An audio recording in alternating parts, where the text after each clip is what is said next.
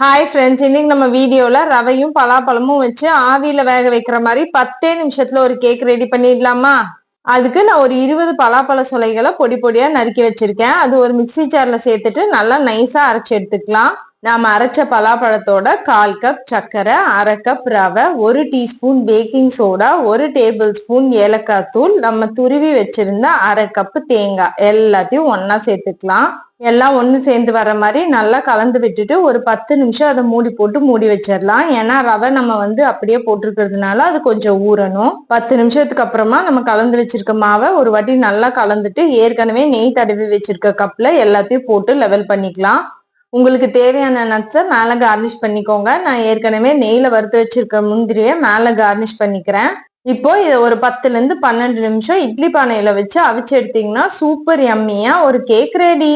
இது குட்டீஸ்க்கு ஒரு best evening time ஸ்நாக்கா இருக்கும். அவ்வளோ சாஃப்டா இருக்கும். இன்னைக்கே ட்ரை பண்ணி பாருங்க. பாய்.